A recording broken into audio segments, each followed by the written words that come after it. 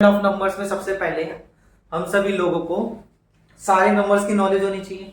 ठीक है, सबसे पहले देखो जो हमारा नंबर सिस्टम है या नंबर्स है ना, वो डिवाइडेड है बड़े में एक रियल नंबर्स में। किसमें डिवाइडेड है? रियल नंबर्स में। जो ये रियल नंबर है इसको दो पार्ट में डिवाइड किया गया है। कितने पार्ट में? दो पार्ट में। ठीक है, क्या है? रेशनल नंबर, ठीक है, और इधर इरेशनल नंबर। अब ध्यान से देखना कौन सी अपनी अपनी कैटेगरीज होती है। रेशनल नंबर्स में कौन कौन से नंबर होते हैं? सबसे पहला जो नेशनल नंबर में नंबर होता है वो है नेचुरल नंबर। नेचुरल नंबर क्या होते हैं? नेचुरल नंबर 1 से लेके जो काउंटिंग आप इसे ले जाए इनफाइनाइट तक, अनगिनत काउंटिंग। ठीक है, दूसरा जो होता है इसमें क्या होता है? Whole number. क्या होता है? Whole number. ठीक है, होल नंबर कैसे? 0 1 2 3 से लेके इनफाइनाइट तक। ठीक है, तीसरा नेचुरल नंबर, होल नंबर। इसके बाद आपको एक जरूरत पड़ती है इंटीजर्स की। इंटीजर्स की इसमें क्या होता है? -1 0 +1 +2 +3 है ना, और इनफाइनाइट तक, अनगिनत तक। फिर ये भी सेम -1 -2 और डॉट लगा के इनफाइनाइट तक, यानी ये भी इनफाइनाइट तक हो सकते हैं। इसके बाद आपको इसके अंदर ही आते हैं फ्रैक्शंस, जो कि इस तरीके के नंबर होते हैं। 3/7 9/8 14/5 इस तरीके के नंबर होते हैं। ठीक है, फ्रैक्शन हो गया। उसके बाद आपको होता है डेसिमल। ठीक है, जैसे मान लीजिए 0.7 है ना, 5.4 6.2 ऐसे नंबर्स। ये सभी किसके अंदर आते हैं? रेशनल के अंदर आते हैं। ये सभी नंबर रेशनल नंबर के, ठीक है, अंदर आते हैं। अब ये जो इरेशनल है, इरेशनल नंबर कौन कौन से होते हैं? ठीक है, इरेशनल के अंदर एक और इसमें है, जो एक और पार्ट है जो इसमें नहीं आता है, मतलब जो इसमें आता है जो मैंने यहां लिखा नहीं है। ठीक है, उसको मैं इस जगह लिख देता हूं, वो है परफेक्ट रूट नंबर्स। क्या मतलब है इस चीज का? इस चीज का यह मतलब है कि परफेक्ट स्क्वायर नंबर आप मान लो under root, perfect square numbers under root. Root के अंदर जो परफेक्ट स्क्वायर नंबर है, फॉर एग्जाम्पल √4, √16, √25, ये भी क्या है? रेशनल नंबर में काउंट होता है। ऐसा क्यों? क्योंकि ये अपने रूट से बाहर आ सकते हैं। 4 बाहर बन के क्या आता है? 2, क्योंकि 2 का स्क्वायर 4 होता है। 16 क्या बन के बाहर आता है? 4। 25 क्या बन के बाहर आता है? 5। ठीक है, अब ये है आपके परफेक्ट स्क्वायर नंबर। अब ऐसी रेशनल नंबर्स की इतनी सारी कैटेगरी है, तो इरेशनल में भी कुछ होगा। इरेशनल में एक दो चीजें होती है मेन। ठीक है, आप देखिए इरेशनल में दो चीजें होती है मेन। एक तो नंबर या तो होना चाहिए imperfect square number under root, मतलब सेम ऐसे नंबर जो इससे बाहर ना आ पाए, ऐसे नंबर जो इससे बाहर ना आ पाए। इसका मतलब क्या है? जैसे मान लो 2 हो गया, 3 हो गया, 5 हो गया और 7 हो गया। ये नंबर कभी इससे बाहर नहीं आ सकते, क्योंकि ये किसी के स्क्वायर ही नहीं है, तो बाहर कैसे आएंगे? तो ऐसे जो भी नंबर है उनको क्या बोल देना है मैथ्स में? इरेशनल नंबर है। ये लोग तो इरेशनल नंबर है। ठीक है, और इसके बाद नेक्स्ट जो कैटेगरी आएगी वो आएगी नॉन टर्मिनेटिंग, नॉन रिपीटिंग। इसका क्या मतलब है? आपने कोई नंबर को डिवाइड किया, आपने कोई नंबर को डिवाइड किया है ना, मान लो पॉइंट वाला नंबर। एग्जांपल ले लेते हैं, मैं रैंडमली कुछ भी एग्जांपल ले रहा हूं। ये नंबर को आपने डिवाइड किया, अब मान लो हो नहीं रहा है ना। इसका डिवाइड करने के बाद ऐसा नंबर नहीं है, बस मैं समझा रहा हूं कि डिवाइड करने के बाद आपका आंसर कुछ इस तरीके से आया कि 5.673295439296 5 ... इसका क्या मतलब है?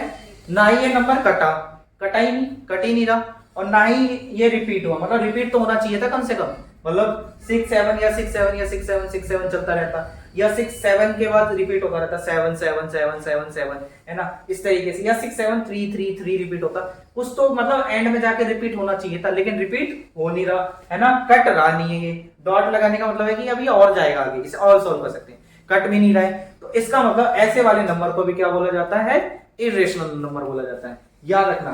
और ठीक इसका तो फिर इसमें क्या बोला जाता है, ठीक है, वो मैं आपको नेक्स्ट पेज पे बताता हूं कैसे होगा, रेशनल नंबर इरेशनल की डेफिनेशन में, ठीक है, रेशनल नंबर इरेशनल की डेफिनेशन। डन।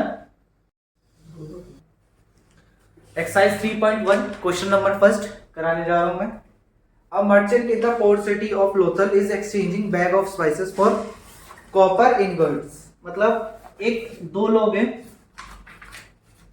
एक व्यापारी है, वो स्पाइसेस का बैग है, मतलब उसमें मसाले हैं, है ना, बैग है उसके, मान लो, ठीक है, इस तरीके, वो उसमें पैसे नहीं है, ये लोग पता है आपस में डील कैसे कर रहे हैं, बार्टर सिस्टम में कर रहे हैं ये लोग, है ना, इसके बदले कुछ और लेगा, एक कॉपर के समझ लो कि वो बदले में कॉपर देने वाला है, क्या देने वाला है, कॉपर देने वाला है, ठीक है, ये कॉपर देने वाला है बदले में, मसालों के बदले में कॉपर, ठीक है, तो इसका एक्सचेंज चलेगा। तो एग्रीमेंट हुआ कि 15 इनगोट्स, कॉपर इनगोट्स है इसका नाम, ठीक है, 15 इनगोट्स के बदले, यानी 15 ये कॉपर के कितने, 15 के बदले वो for every 2 bags of spices, 2 spices bag मिलेंगे, 2 स्पाइसेस बैग मिलने वाले, ठीक है, 2 स्पाइसेस बैग मिलने वाले, मतलब मसालों के 2 बैग मिलेंगे 15 कॉपर्स के बदले। तभी आपसे ये पूछना चाहते हैं कि अगर स्पाइसेस के जो बैग है 12 लिया जाए, 12 लिया जाए, मतलब इसको 12 बैग किया जाए, इसके बदले कितने कॉपर इनगोट्स आपको मिलेंगे, कितने कॉपर इनगोट्स मिलेंगे।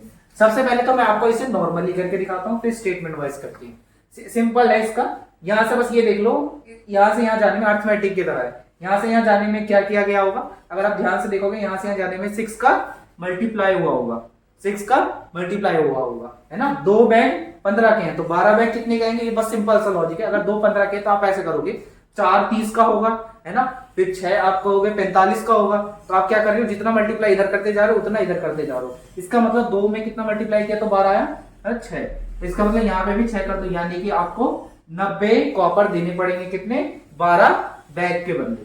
ये क्वेश्चन हो गया तो नॉर्मल, मतलब नॉर्मल साइंस में कैसे सॉल्व करते हैं, अब इसे थोड़ा स्टेटमेंट में करते हैं, ठीक है, स्टेटमेंट में कर लेते हैं। स्टेटमेंट में करने के लिए, ठीक है, number of copper ingots receive in every received by received every 2 with received with the exchange of 2 spices bag, कितना है 15, है ना। अगर आपको एक स्पाइसेस बैग के लिए कितना चाहिए होगा, 15 डिवाइड बाय 2। आप चाहे तो इसे मल्टीप्लाई डिवाइड कर सकते हो, मत करो क्योंकि आगे चल के ये कट जाएगा, ठीक है। एक के लिए इतना चाहिए, मान लो 2 के लिए इतना चाहिए, तो एक के लिए कितना चाहिए डिवाइड कर देते हैं। अब आपसे क्या पूछा था, 12 के लिए कितना चाहिए, 12 स्पाइसेस बैग के लिए कितना चाहिए, तो फिर इस केस में क्या करते थे, बचपन में हमने सीखा था, मल्टीप्लाई कर देते थे, 15 बाई 2 इंटू 12, है ना। ये 2 15 का आ रहा है, तो एक कितने का आएगा, 15 डिवाइड बाई 12, तो 12 कितने के आएंगे, 15 डिवाइड बाई 2 का इंटू 12, ठीक है। अब इसे सॉल्व करो, 2 1 जा 2 6 जा, कितना आया 90, ठीक है, 90 कॉपर इनगोट्स, ये है आपका सॉल्यूशन, ठीक है, ठीक है।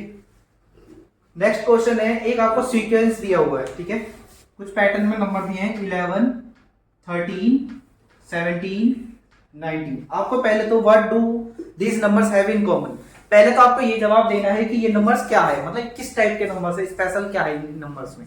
फिर अगर आपको समझ में आ गया तो इसके नेक्स्ट 3 नंबर लिखने इसी पैटर्न से।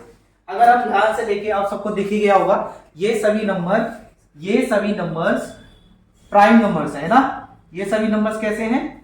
प्राइम नंबर्स है। प्राइम नंबर क्या होते हैं? जो सिर्फ अपने टेबल में आते हैं।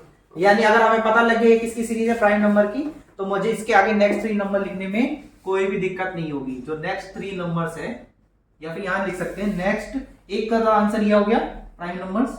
नेक्स्ट 3 नंबर्स आर, ठीक है, अगला प्राइम नंबर होगा 23, ठीक है, 23 के बाद 29 और उसके बाद 31, ठीक है, 31। ये आ गया आपके नेक्स्ट पैटर्न, ठीक है।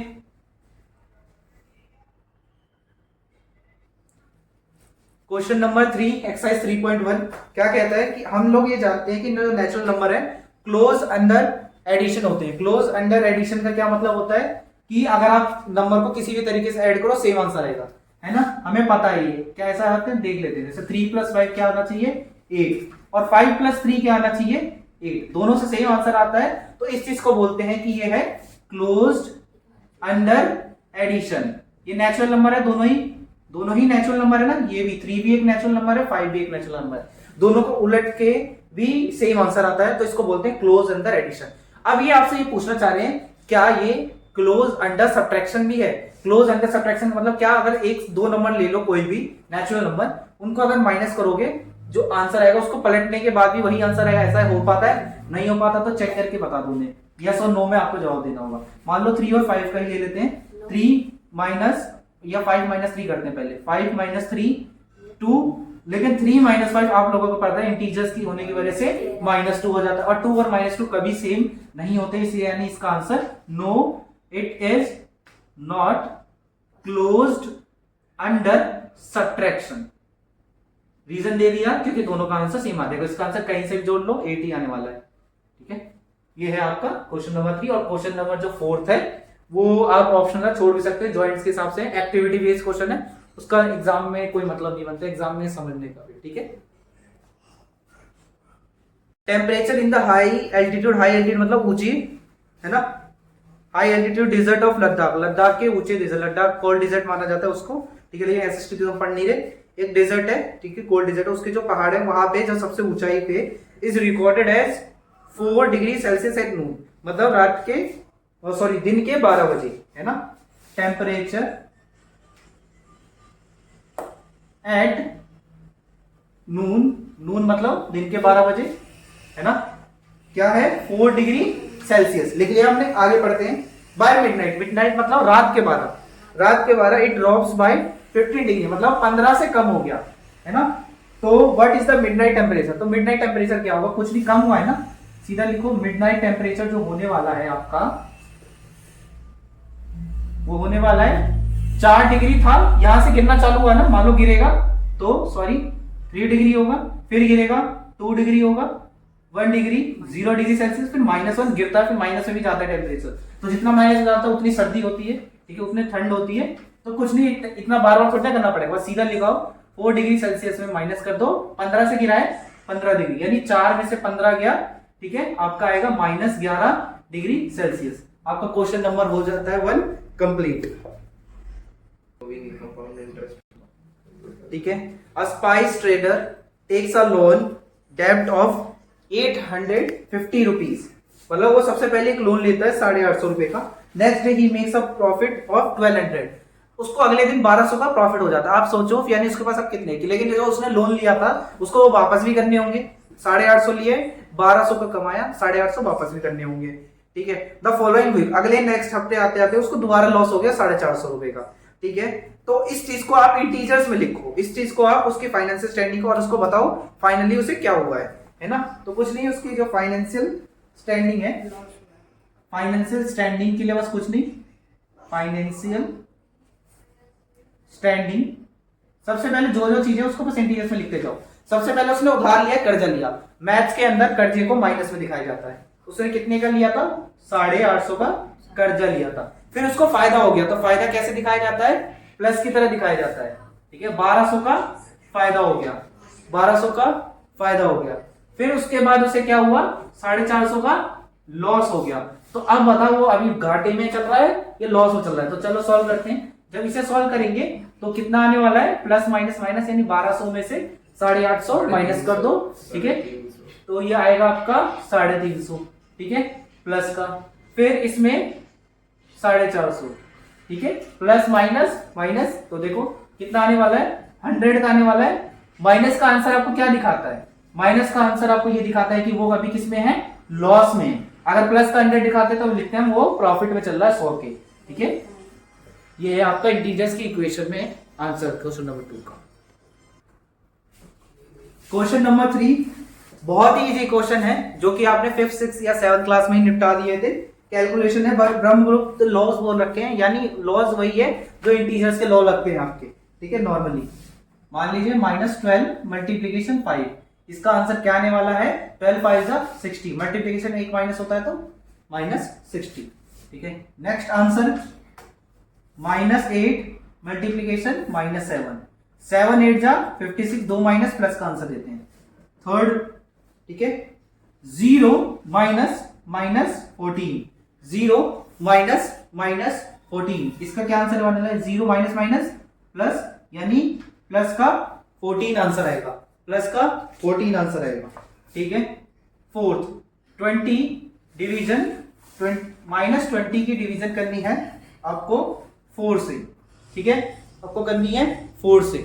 इसका क्या आंसर आएगा, 20 डिवाइड बाई 4 5 होता है, एक माइनस की वजह से इसका आंसर -5 आएगा। ये हो गया आपका क्वेश्चन नंबर 3, नोट कर सकते हैं, ठीक है।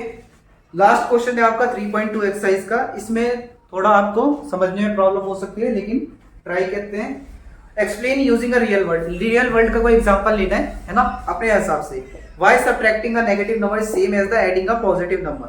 कहने का मतलब कि अगर सब्ट्रैक्टिंग अ, जैसे आपको इसमें लिखा है why subtracting a negative number, एक नेगेटिव नंबर को सब्ट्रैक्ट करना। फॉर एग्जांपल है ना, 5 में माइनस सब्ट्रैक्ट कर दो एक नेगेटिव नंबर, तो कितना आंसर आने वाला है, माइनस माइनस प्लस 7 आंसर आएगा।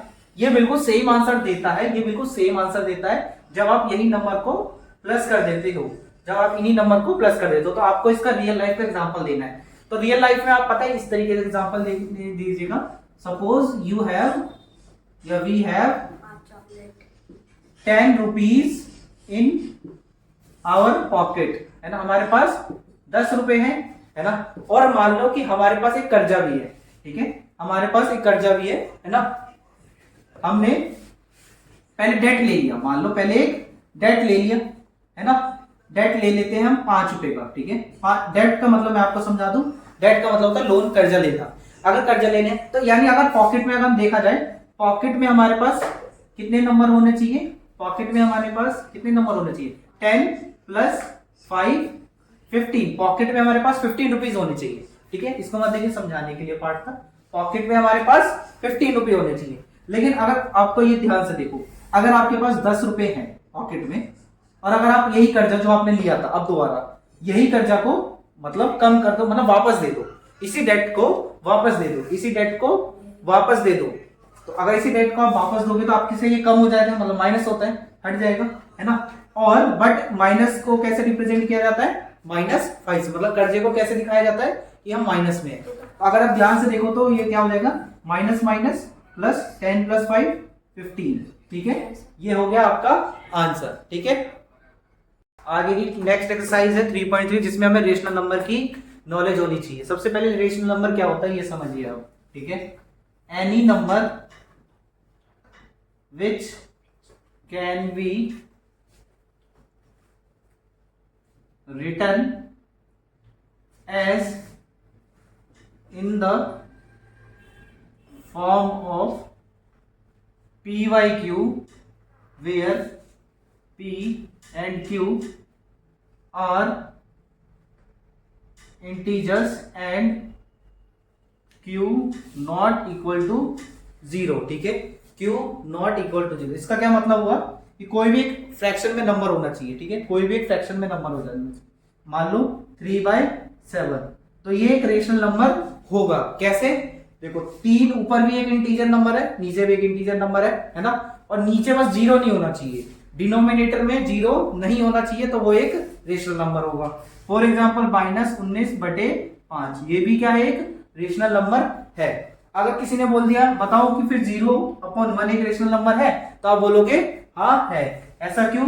क्योंकि न्यूमरेटर में 0 है, डिनोमिनेटर में 0 नहीं है, डिनोमिनेटर में 1 है, और दोनों एक इंटीजर। इंटीजर क्या होता है, सारी काउंटिंग्स को इंटीजर बोला जाता है, जिसमें नेगेटिव नंबर भी आते हैं और पॉजिटिव नंबर भी आते हैं और 0 भी आता है। लेकिन किसी ने पूछा क्या बताऊं ये रेशनल नंबर है 1/0, तो आप मना कर देना ये नहीं है ना। किसी ने पूछ लिया -18/0, आप फिर मना कर देना ये नहीं है। रीजन क्या होगा इसका? क्योंकि डिनोमिनेटर में 0 है। बस ये चेक करना है रेशनल नंबर के लिए कि नीचे 0 नहीं होना चाहिए, बाकी जी जगह चलेगा 0। ठीक है, ये आपकी क्या रेशनल नंबर की डेफिनेशन और एग्जांपल। ठीक है, नेक्स्ट एक्सरसाइज का क्वेश्चन हमने उठाया है कि prove that the following, question number first है, prove that the following rational number are equal, कि जो भी रेशनल नंबर है क्या वो इक्वल है या नहीं। लेकिन इसमें लिख दिया प्रूव दैट। प्रूव दैट का मतलब होंगे ही होंगे, हमें अब करना है प्रूव। कैसे? मान लो आपके पास 2/3 है और एक नंबर है 4/6 है। इसको इक्वल प्रूफ ऐसे करोगे आप, देखो एक तरफ लेफ्ट वाला नंबर लिख लेना, फिर बराबर लगा देना, फिर लिख लेना एक तरफ ये राइट वाला नंबर। अब इसे काटना है ऊपर नीचे। देखो इसको ऊपर नीचे काट सकते हैं, नहीं काट सकते, हो गया बस, इससे ज्यादा कटेगा नहीं। इसे काट सकते हैं, हाँ काट सकते हैं, 2 से 2 बार में, 2 से 3 बार में। जैसे ही आपको बराबर दिखे, जैसे ही आपको बराबर दिखे, यानी ये प्रूफ हो चुका है इक्वल। हमें क्वेश्चन में क्या करना था, इन्हें इक्वल प्रूफ करना था। नेक्स्ट क्वेश्चन देख लो आप लोग। नेक्स्ट क्वेश्चन क्या है, 5/4 को है ना और 10/8 को, ये चेक, इसको भी प्रूफ करके दिखाओ कि ये इक्वल है कि नहीं। देखो कैसे, ये तो हो नहीं पाएगा क्योंकि ये छोटा हो रखा है। हाँ ये हो सकता है 2 5 जा और 2 4 जा, 5/4 इक्वल टू 5/4। इक्वल प्रूफ हो गया, इक्वल ही प्रूफ करना है। ठीक है, बराबर प्रूफ करना है। ठीक है, नेक्स्ट थर्ड, -3/5 एंड -6/10 है ना। -3/5 इक्वल टू -6/10, 2 से 3 कर लो और ये 5, -3/5 इक्वल टू -3/5। डन, ये हो गया। Last fourth question, 9/3 and 3। इसको आप इस तरीके से लिख सकते हो, 9/3 इक्वल्स टू 3/1। ठीक है, क्योंकि जिसके नीचे कुछ नहीं होता, डिनोमिनेटर में 1 होता है। 3 1 जा 3 3 जा, यानी क्या बचा, यहां लिख देते हैं एरो बना के। इसका आंसर 3/1 इक्वल टू 3/1, जो कि आप इसको इस तरीके से लिख सकते हो, 3 इक्वल टू 3। ये देखिए सारे आंसर मैच कर चुके हैं फाइनली। आपको फर्स्ट क्वेश्चन में यही करना था। नेक्स्ट क्वेश्चन है फाइंड द सम। आप लोगों को ये क्वेश्चन तो आता ही होगा क्योंकि बचपन से करते आ रहे हो, है ना। रेशनल नंबर को, बस इसमें नेगेटिव नंबर भी है। क्या करना होता है, डिफरेंट नंबर होता है तो एलसीएम लेते हैं। 5 10 का एलसीएम लेंगे तो 10 मिलेगा आपको, एलसीएम लेना है। एलसीएम किस तरीके से लेना है वो भी आपको बता देता हूँ एक बार कुछ बच्चों के लिए। इस बार ले लेता हूँ फर्स्ट टाइम, बाकी नहीं लेंगे। 5 1 जा 5 2 जा, है ना। अब 1 2 से चेक करेंगे, 1 1, ये 1 बन गया तो हमारा काम खत्म। नंबर क्या है, 5 × 2। ये जो भी नंबर आते हैं इन्हें मल्टीप्लाई करके लाइन से लिखना होता है। एलसीएम कितना आया, 10 आया, इसलिए मैंने यहाँ पे क्या लिखा है, एलसीएम 10 लिखा है। इस तरीके से लिख के नीचे एलसीएम लिखना होता है। ठीक है, एलसीएम कितना आया, 10 आया। अब इस वाले नंबर से चेक करना होता है कि ये वाला नंबर कितनी बार में आता है। 5 के टेबल में 10 कितनी बार में आता है, तो हमारा आंसर होगा 2। तो 2 मल्टीप्लाई, इसके जस्ट ऊपर वाला नंबर लिखिए, क्या है 2, फिर है प्लस। 10 के टेबल में 10 कितनी बार में आता है, 1, तो 1 मल्टीप्लाई, इसके ऊपर कौन सा नंबर है, 3, ये लिखिए। ठीक है, 2 2 जा 4 प्लस 3 1 जा 3/10, फाइनल आंसर होगा 7/10। ठीक है, अब इस पे आ जाते हैं। जब हम इसका एलसीएम लेंगे, तब हमारा एलसीएम आएगा 24। क्या आएगा, 24। 12 के टेबल में 24 कितनी बार में आता है, तो आप बोलोगे 2, मल्टीप्लाई लिख के ऊपर वाला नंबर 7। ठीक है, फिर प्लस 8 के टेबल 24 कितनी बार में आता है, 3, मल्टीप्लाई ऊपर वाला नंबर यानी कि 5। अब इसे सॉल्व कर दो, 2 7 जा 14 और 3 5 जा 15 और नीचे 24। इसका आंसर कितना आना चाहिए, 29 अपॉन में 24। ठीक है, लास्ट क्वेश्चन ये देखो, इसका एलसीएम कितना आएगा, 7 14 का एलसीएम आता है 14। 7 के टेबल में 14 कितनी बार में आता है, 2 बार में। मल्टीप्लीकेशन है ना, ऊपर -4, फिर क्या लगाना होगा प्लस। 14 के टेबल में 14 1 बार में, मल्टीप्लीकेशन ऊपर नंबर 3। अब इसे सॉल्व करते हैं, हमारे आंसर 2 मल्टीप्लाई बाय -4 आएगा -8, और 1 3 जा 3, नीचे कितना 14 प्लस माइनस 8 में से 3 गया 5, बड़ा कौन है 8, इसका सिंबल लगेगा, और ये हमारा आंसर। ठीक है, इस तरीके से हमारा question number 2 complete. Next question है फाइंड द डिफरेंस। पिछले वाले क्वेश्चन में फाइंड द सम था, इसमें डिफरेंस है। ठीक है, सेम इसी तरीके से होगा, बस सिंबल का ध्यान रखना है। 6 4 का एलसीएम आता है 24।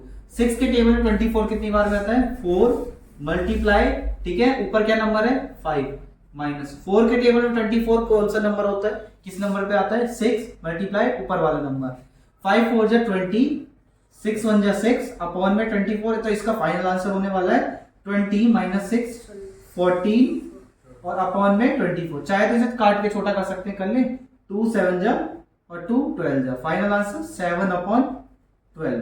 ठीक है, नेक्स्ट ये वाला क्वेश्चन, 8 4 का एलसीएम आता है 32। 8 के टेबल में 32 आता है 4 बार में, 4 मल्टीप्लाई बाय 11 44 माइनस 4 के टेबल में 32 आता है 8 बार में, 8 मल्टीप्लाई बाय 3 24। आपने देखा, इस बार मैं एक्सपेंड करके नहीं कर रहा हूं क्योंकि आप लोग हो बड़े बच्चे, ये छोटी क्लासेस में किया जाता है। ठीक है, नीचे हो जाता है 32, 44 माइनस 24 होता है 20। अब इसे काटना चाहे तो काट दो, 2 से 4 से कर सकते हैं, 4 5 जा 4 8 जा, फाइनल आंसर 5 अपॉन 8। ठीक है, नेक्स्ट थर्ड में -7/9, माइनस माइनस प्लस हो जाएगा 2/3। एलसीएम कितना आएगा इसका 9। 9 के टेबल में 9 1 बार में आता है, 1 मल्टीप्लाई बाय -7 प्लस 3 के टेबल में 9 3 बार में आता है, 3 मल्टीप्लाई बाय 2 6। इसका आंसर आएगा -1 अपॉन 9। ठीक है, आपका क्वेश्चन नंबर 3 भी कंप्लीट। नेक्स्ट क्वेश्चन है फाइंड द प्रोडक्ट। इसमें कैंसिलेशन करते हैं, आपने देखा होगा जैसे फ्रैक्शन सॉल्व करते हैं, सेम इसी तरीके से सॉल्व करना है। ठीक है, अब ये 3 1 जा, ठीक है, और 3 1 जा, 2 1 जा और 2 5 जा। अब इसके बाद में इसे और कैंसिल नहीं कर सकता तो मल्टीप्लाई कर दूंगा। मल्टीप्लाई कैसे करते हैं, सामने सामने, 1 मल्टीप्लाई बाय 1 1 और 1 मल्टीप्लाई बाय 5 5। ठीक है, अब इसकी बारी आ जाती है, ऊपर नीचे कैंसिल नहीं हो रहे, ऊपर नीचे कैंसिल नहीं हो रहे। ठीक है, तो मल्टीप्लाई करूं, 7 5 जा 35, 11 8 जा 88। ठीक है, अब इसकी बारी आती है, कुछ हो रहा है, नहीं हो पा, यहां हो रहा है, 2 2 जा 2 7 जा। अब इसके बाद कुछ सॉल्व नहीं होगा, यानी -2 मल्टीप्लाई बाय 5 तो -10 तो ऊपर आ जाएगा, और 7 7 जा 49 आ जाएगा आपका नीचे। ठीक है, ये हो गया आपका क्वेश्चन नंबर 4 कंप्लीट। ठीक है, क्वेश्चन नंबर 4 कंप्लीट। अब ये देखो, जैसे ये क्वेश्चन है सेम इसी तरीके का होगा, बस यहाँ डिवाइड का सिंबल है। इसमें क्या करना होता है, पहला नंबर लिखो, डिवाइड का बनाओ, मल्टीप्लाई, और इन नंबर को कर दो ऊपर नीचे, 10 ऊपर 3 नीचे। अब ये क्वेश्चन आपका कैसा बन गया, जिस तरीके से ये क्वेश्चन है, यहां ऊपर नीचे नहीं कटेगा, यहां ऊपर नीचे नहीं कटेगा, ये क्रॉस में भी नहीं काट पाएगा, यानी इसका आंसर मुझे सीधा लिखना पड़ेगा, 2 10 जा 20, कुछ कट ही नहीं रहा, 3 3 जा 9। अब इधर आ जाते हैं सेकंड क्वेश्चन पे, 7 अपॉन में 11 मल्टीप्लाई लिखूंगा, 8 ऊपर 5 नीचे। ध्यान से देखो तो कुछ कटता हुआ नहीं मिल रहा है, तो मुझे 7 8 जा 56 और नीचे 55। नेक्स्ट क्वेश्चन है ये, -4/7 डिवाइड का बनाऊंगा, मल्टीप्लाई 14 ऊपर 5 नीचे। अब मुझे कुछ कटता हुआ दिख रहा है, 7 1 जा 7 2 जा, अब तो कुछ नहीं दिख रहा, तो मल्टीप्लाई करके -4 × 2 -8 1 5 जा 5। ठीक है, ये हो चुका है खत्म 4 और 5 क्वेश्चन। ठीक है, नेक्स्ट क्वेश्चन में सोल्व ऐड करना, यानी लेफ्ट LHS और RHS इक्वल ले आना है। आपको ये वाला पार्ट सॉल्व करना होगा और ये वाला पार्ट सॉल्व करना होगा, और दोनों का आंसर सेम ही आना चाहिए। ठीक है, सॉल्व करें, पहले ये वाला पार्ट सॉल्व करते हैं। 2 4 का एलसीएम कितना होने वाला है 4। 2 के टेबल में 4 कितनी बार में आएगा, 2, और 2 मल्टीप्लाई बाय 1 2, जैसे अभी आपने वो सॉल्व किया था उसी टाइप का क्वेश्चन है। 4 के टेबल में 4 कितनी बार में आता है, 1 1 मल्टीप्लाई बाय 3 3, अब ब्रैकेट में रखना है 8/3। अब इधर देखो 1/2, चलो पहले लिख लेते हैं 8/3 प्लस 3/4 और 8/3। ओके, इस 3 से 3 को कैंसिल कर सकते हैं, 4 1 जा 4 2 जा, 2 से 4 को मैं कैंसिल कर सकता हूं।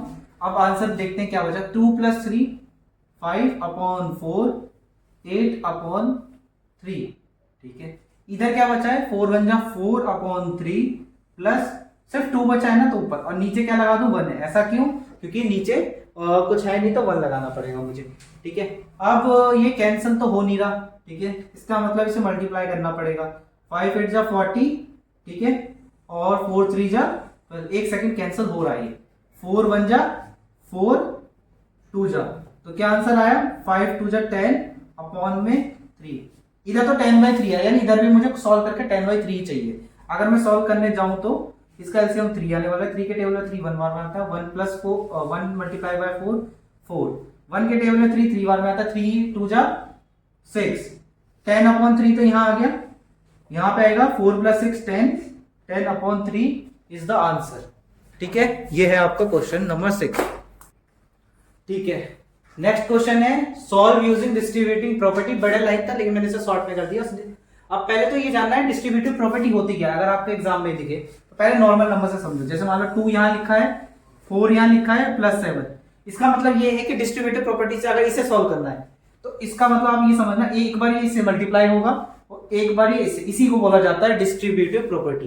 ठीक है, यानी क्या मतलब 2 को मल्टीप्लाई कर दो 4 से और बीच में प्लस है ना, प्लस लिख दो, और इधर 2 को मल्टीप्लाई कर दो 7 से, तो इसका आंसर आने वाला है 2 4 जा 8 और 2 7 जा 14 और 22। इसको बोला जाता है डिस्ट्रीब्यूटिव प्रॉपर्टी। अब यही चीज फ्रैक्शन में है तो कोई दिक्कत नहीं है, फ्रैक्शन भी करा जा सकता है। ठीक है, अब इसको सॉल्व करके दिखाता हूं मैं डिस्ट्रीब्यूटिव प्रॉपर्टी से। देखो सबसे पहले क्या करना है, आपको 7/9 लिखना है और इसकी मल्टीप्लाई पहले वाले से कर देनी है, फिर माइनस लगाना है, फिर दोबारा 7/9 लिखना है और इसकी मल्टीप्लाई 3/4 से करनी है। अब जैसे अगर आप इसे सॉल्व करोगे तो देखो क्या क्या कट रहे हैं, 7 से 7 जा रहा है 1 और 1 में, और 3 2 जा और 3 3 जा, और कुछ कट नहीं रहा, 3 1 जा 3 3 जा, इसके बाद कुछ कट नहीं रहा, 7/4 मेरे हिसाब से नहीं कट रहा, 2 1 जा और 3 1 जा, माइनस 7 1 जा 3 4 जा 12। ठीक है, अब इसका एलसीएम लोगे तो क्या आंसर आने वाला है, 3 12 का एलसीएम 12। 3 के टेबल में 12 कितनी बार में आता है, 4 बार में आता है, 4 × 2 8, 12 के टेबल में 12 कितनी बार में आता है, 1 बार में आता है, 1 × 7, ठीक है, 1/12। ठीक है, ये इसका आंसर है डिस्ट्रीब्यूटिव प्रॉपर्टी से। ठीक है, लास्ट क्वेश्चन में आपको बता रहा है एक ऐसा रेशनल नंबर बताओ जो कि यहाँ पे सेटिस्फाई हो जाए। इसका क्या मतलब है, x का आंसर जो भी यहाँ रखोगे और x का आंसर जो भी यहाँ रखोगे तो सेम आंसर देना चाहिए। तो मैं आपको बताऊं, चाहे आप जो भी आंसर रखो है ना, तो आपका आंसर सेम ही आएगा। ये बड़ा बकवास क्वेश्चन है लेकिन आप ऐसे ही कर सकते हो। आप लिख सकते हो x is any rational number, कोई भी रेशनल नंबर आप लिखोगे x की जगह पे तो ये सेम आंसर देगा। इसका क्या मतलब है, हम कोई भी एक रेशनल नंबर सोच लेते हैं, फॉर एग्जांपल कोई भी हमारे दिमाग में कुछ भी आ गया, 4/5 ही आ गया हमारे दिमाग में है ना, तो इधर 5/6, ठीक है, जहां पे x में क्या डालूंगा 4/5 प्लस 3/5, इधर देखो 5 × 4/5 अपॉन में 6 प्लस 1/2। अब ध्यान से देखना, इस 5 से 5 भी कैंसिल कर दूंगा तो बचेगा मेरा 4/6 प्लस 1/2।